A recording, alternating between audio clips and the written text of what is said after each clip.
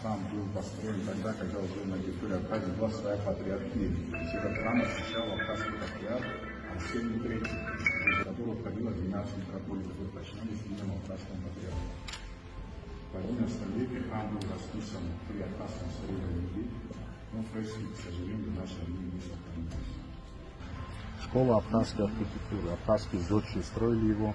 Они достроили этот храм, затем поехали в Киев, построили Софийский собор, вот Киево-Печерская лавра, где там постриглись монахи, и там их и похоронили. И там и похоронен последний абхазский патриарх Максим, который воистину останется.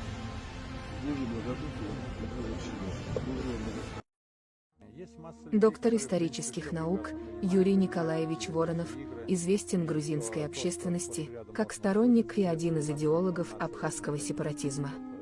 В своих научных трудах Воронов рассматривал христианские храмы Абхазии как памятники абхазской, апсуйской архитектуры, которые построили православные абхазы, апсуйцы. Критикуя тенденциозную публикацию Юрия Воронова, известный грузинский публицист Акакий Бакрадзе писал: Воронов, если он истинный ученый, обязан с помощью аргументов логически объяснить читателю, как случилось, что народ, который в VI веке построил Пицунский храм, в X-XI веках, Мокве, Бедия и так далее, первую книгу на родном языке, написал только в начале XX века. Как случилось, что у создателя Пицунского кафедрального собора в родном языке не найдется слова, соответствующее священнику.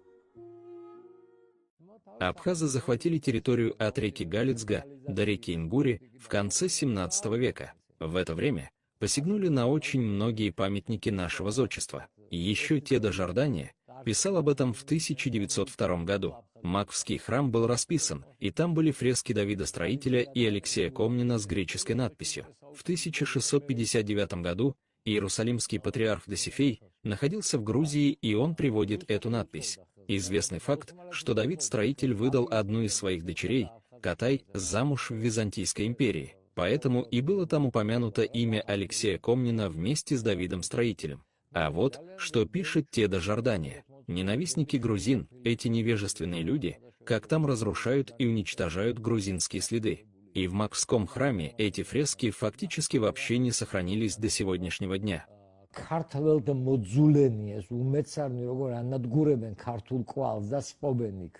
Я тут же скажу, что сегодня, например, представители абхазской сепаратистской историографии очень смело говорят о том, что существовал католикосат Лехтимеретия и Абхазии.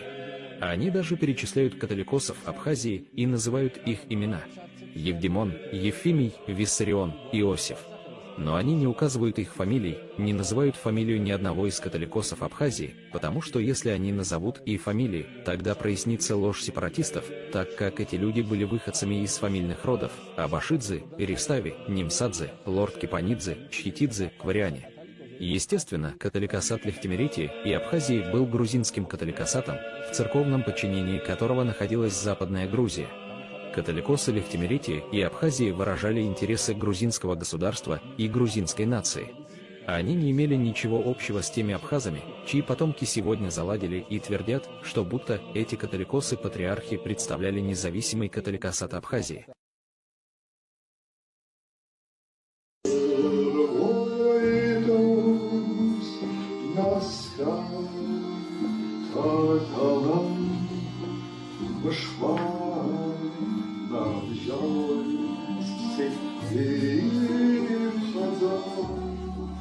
Летописи грузинские, которые они называли очень смело грузинскими, мы проверили, они оказались абхазскими по существу своему. Они написаны на грузинском языке, но то, о чем они говорят, события и персонажи, это все абхазские цари, это все абхазские войны, это расширение абхазского царства. Вот они задались вопросом, почему в летописи Картлии от начала и до конца описываются только жизнь абхазских царей, их деяния, а если что-то где-то и встречаются, например, картлийцы, только это в эпизодах и в очень небольших эпизодах.